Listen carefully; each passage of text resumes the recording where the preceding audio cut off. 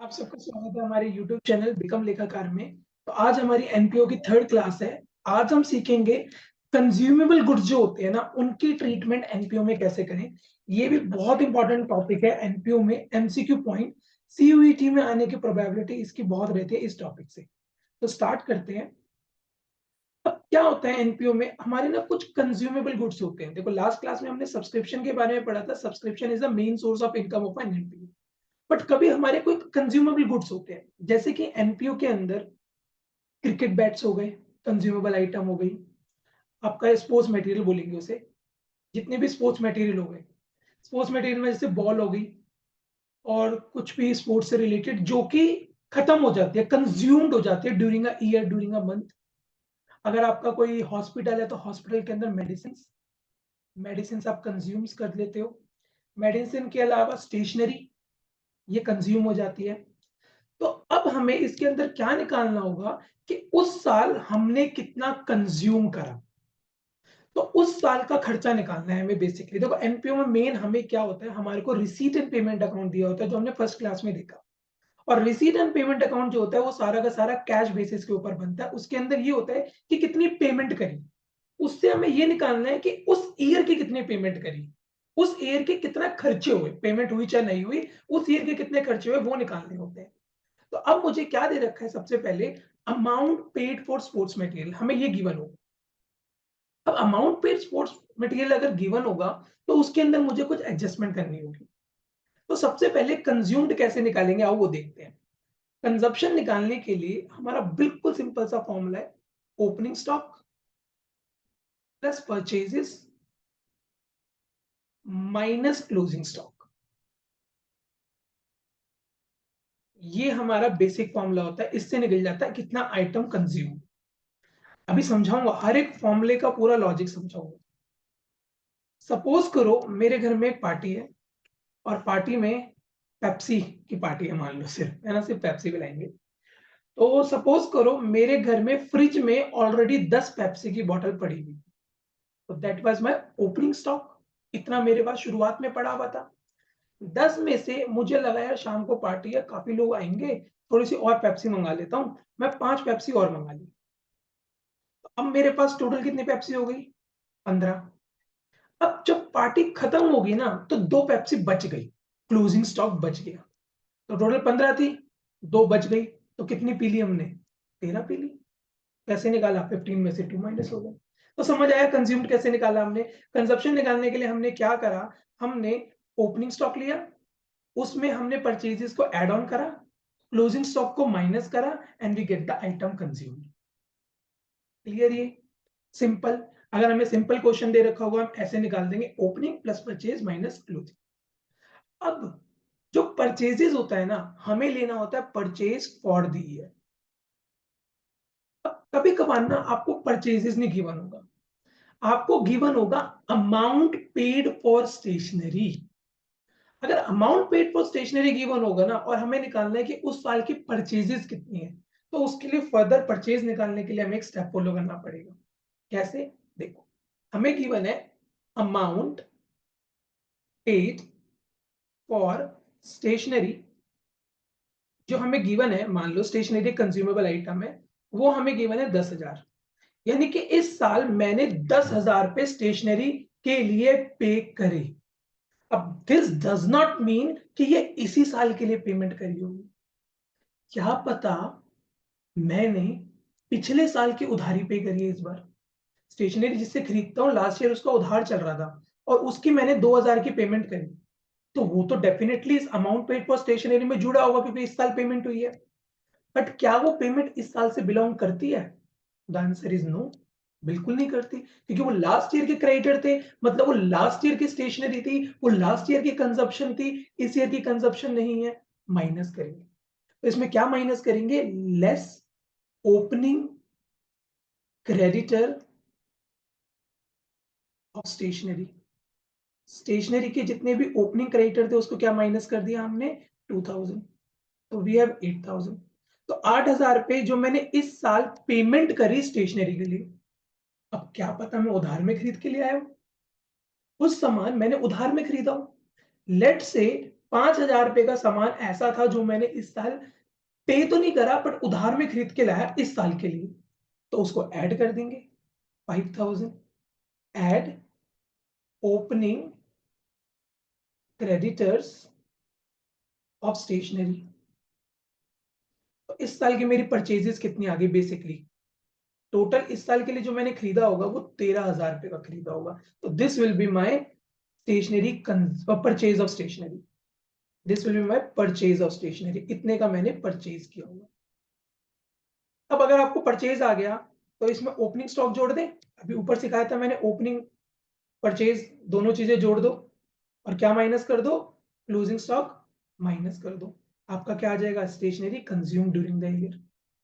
दोबारा सुनो एक बार, सबसे पहले मुझे दे रखा था मैंने स्टेशनरी के कितना पे करा 10,000, उसमें मैंने माइनस कर दिया जो लास्ट ईयर की क्रेडिटर्स थे वो इस साल की परचेज नहीं है माइनस कर दो, जो इस साल के क्रेडिटर थे बता पे नहीं करे ऐड कर दो, परचेज आ गया, उस परचेज में ओपनिंग जोड़ो क्लोजिंग घटाओ, you will get your answer. यहां तक क्लियर। अब इसके अलावा दो एडिशनल और इंफॉर्मेशन आ सकती है, धीरे धीरे लेवल बढ़ेगा। अब कभी कभार ना हमें एडवांसेस भी गिवन होते हैं, उसको भी एडजस्ट कर देंगे तो परचेज आ जाएगी, मुश्किल कुछ नहीं है। देखो क्या करना है इसके अंदर, मुझे गिवन है amount paid for stationery, let's say मुझे अमाउंट फॉर स्टेशनरी पेड जो गिवन है वो गिवन है 10,000, इसमें लास्ट ईयर के क्रेडिटर्स की हमने पेमेंट करी है, तो देखो मैंने माइनस कर दिया, पहले वही कंटिन्यू करेंगे ताकि बार बार रिवाइज हो, अच्छे से क्लियर हो ये चीज। 2,000 लास्ट ईयर के क्रेडिटर थे, तो लास्ट ईयर की परचेज है, इस ईयर की परचेज नहीं है। ऐड कर दूंगा क्लोजिंग क्रेडिटर, क्योंकि ये वो क्रेडिटर है जो उधार है और ऊपर हमें गिवन है कितना पे हुआ है, तो जो उधार है वो तो पेमेंट हुई नहीं होगी ना, तो 5,000 उनको ऐड कर दिया, तो ये 13,000 आ गया। अब दो इंफॉर्मेशन और गिवन होगी आपको, क्या मैंने लास्ट ईयर किसी को एडवांस दिया था इस बार के लिए, लास्ट ईयर किसी को एडवांस दिया था इस साल के लिए, तो बताओ वो ऐड होना चाहिए कि नहीं, बिल्कुल ऐड होना चाहिए। तो add advance paid last year, क्यों ऐड हुआ भाई, अगर मैंने पिछले साल पेमेंट करी तो इस साल पेमेंट नहीं हुई होगी, इस साल पेमेंट नहीं होगी तो वो अमाउंट इसमें जुड़ा हुआ नहीं होगा, पर वो खर्चा इस साल का है, वो परचेज इस साल की है, ऐड कर दो, लेट्स से 4,000। अब आखिरी का आंसर आप सब देना, advance paid in current year. अब मैंने इस साल भी किसी को एडवांस दे दिया अगले साल के लिए, तो वो अगले साल की परचेज है, वो इस साल की परचेज नहीं है, बट वो पेमेंट में जुड़ा होगा, माइनस कर दो, लेट्स से 3,000 मैंने माइनस कर दी, तो अब मेरा आ जाएगा purchase of stationery during the year, इस साल की परचेज आ गई 14,000, इसमें क्या करूं, क्या ओपनिंग स्टॉक को ऐड कर दूं और क्या माइनस कर दूं, क्लोजिंग स्टॉक माइनस कर दूं, I will get my stationery consumed during the year. कितनी stationery consumed हुई, ओपनिंग कुछ भी एस्टिमेट कर लो, ओपनिंग लेट से 10,000 था तो टोटल हो गया 24 और क्लोजिंग मेरे पास आखिर में 5 बच गया, कुछ भी रैंडम बेसिस पे अमाउंट ले रहा हूँ, तो ये 19,000 आ गया स्टेशनरी कंज्यूम। पक्का, चलो आगे चलते हैं, एक न्यूमेरिकल सॉल्व करते हैं, इतने ही कॉन्सेप्ट है। देखो ये सबसे हाईएस्ट लेवल न्यूमेरिकल लेके आ रहा हूँ, एडवांस एडवांस सब कुछ है। आपके एग्जाम में ओपनिंग क्रेडिटर दे देगा, क्लोजिंग क्रेडिटर दे देगा, एक एडवांस की एडजस्टमेंट दे देगा, सारी नहीं देगा एक साथ, एक एडजस्टमेंट देगा बस आपको, परचेज निकालोगे, ओपनिंग जोड़ोगे, क्लोजिंग माइनस करोगे, आंसर आएगा, एमसीक्यू में सिलेक्ट करना, आगे बढ़ना। 1 मिनट से ज्यादा क्वेश्चन नहीं लेना चाहिए आपको कोई सा भी। आइए ये वाला क्वेश्चन सॉल्व करते हैं। इस क्वेश्चन में देखिए आपको क्या गिवन है, हमारे को स्टॉक ऑफ स्टेशनरी दे रखा है, तो मैं देखो यहाँ पे आपके लिए मदद में लिखता रहूंगा। 1 अप्रैल को दे रखा है, 31 मार्च को क्लोज बना रहे हैं, 31 March 2019, this is opening stock. Creditors दे रखे हैं, opening creditors, advance paid for stationery carried from the 31 March 2018, advance last year pay करा होगा, इस साल के लिए इस ईयर का खर्चा है, ऐड होगा। Amount paid for stationery during the year, इतना अमाउंट पे हुआ है, दिस इज अमाउंट पेड, यहीं से क्वेश्चन स्टार्ट करेंगे। Stock of stationery, closing stock दे दिया, क्रेडिटर्स स्टेशनरी लास्ट में दे दिए, closing creditors, and advance paid on 31 March 2018, forward from the year ended 31 March 2018। तो इसी लैंग्वेज मुझे गलत लग रही है क्वेश्चन की भाई। एडवांस पेड, हाँ ये 18 नहीं होगा, ये 19 होगा बच्चों, ये 19 होगा। मैंने यहाँ से कॉपी पेस्ट मारा है, वहाँ पे क्वेश्चन की मिस्टेक है देखो, क्योंकि दोनों जगह सेम हो गया ना। वो कह रहा है carried from for the year 31 मार्च 18 और 31 मार्च 2019 होगा ना, ये एडवांस इस साल का है। इसका आंसर मैं बता देता हूँ, 1,25,000 आ रहा है, कंफर्म हो जाएगा हमारा बाद में। हम ठीक है कि गलत है, हम भी कौन से खुदा थोड़ी हैं, गलती हो सकती है हमसे भी, पर होगी नहीं, ये मेरी गारंटी है। आओ करते हैं क्वेश्चन।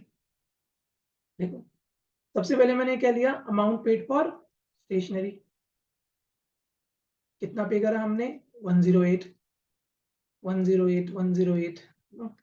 उसके बाद ओपनिंग स्टॉक को क्या कर देंगे हम, ओपनिंग स्टॉक अभी छोड़ दो, ओपनिंग स्टॉक छोड़ दो, क्लोजिंग स्टॉक छोड़ दो, ओपनिंग क्रेडिटर्स, ओपनिंग क्रेडिटर्स को क्या करेंगे हम, पिछले साल के थे इस साल के नहीं है, माइनस कर दो।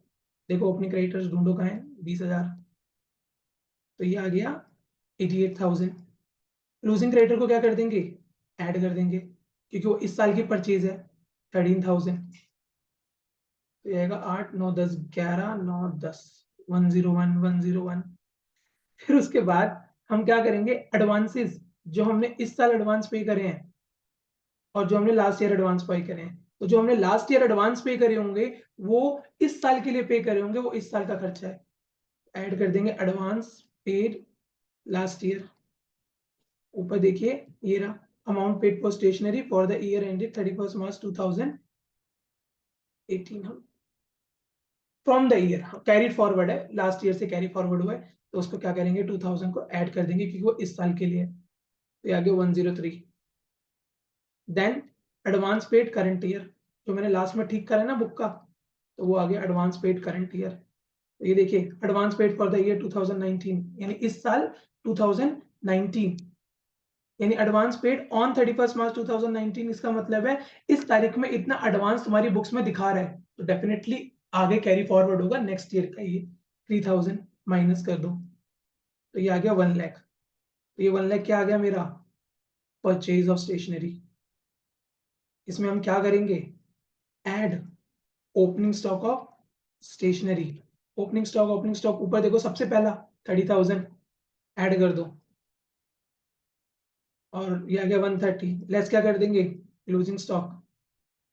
देखो क्वेश्चन में क्लोजिंग स्टॉक कितना दे रखा है, स्टॉक ऑफ स्टेशनरी क्लोजिंग 5,000, 130 था देखो, 5,000 माइनस करते ही आंसर कितना आया, 1,25,000। खत्म question. This is stationary consume during the year.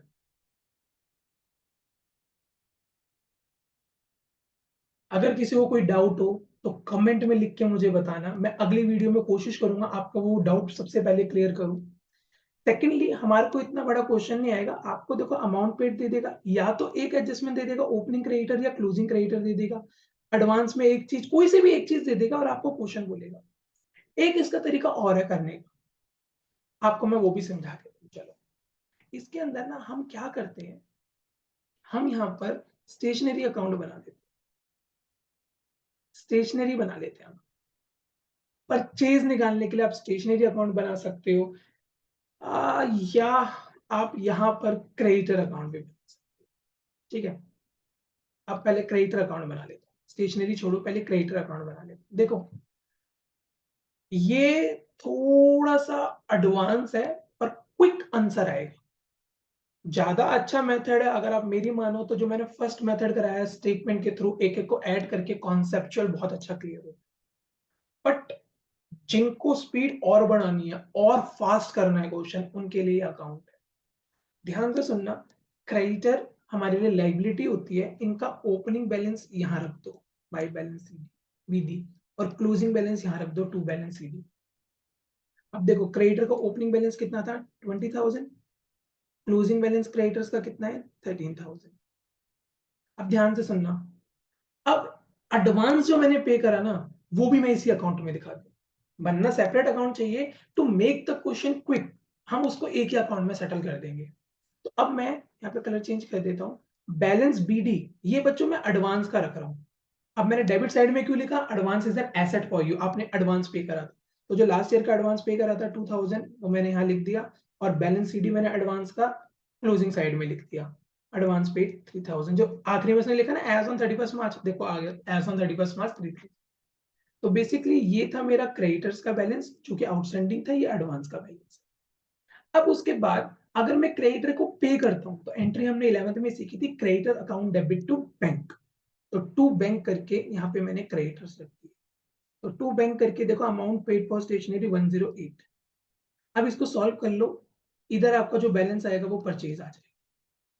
Simple, देखो कितना फास्ट फॉरवर्ड हो गया। यानी बात वही हो रही है, देखो 108 में आपने 2000 जोड़ा, ये देखो 108 में मैंने ये जोड़ा 2000 ऐड करा, और ये 13000 भी जोड़ा है क्लोजिंग बैलेंस, ये देखो 13000 भी जोड़ा, ये दोनों चीजें जोड़ी हैं।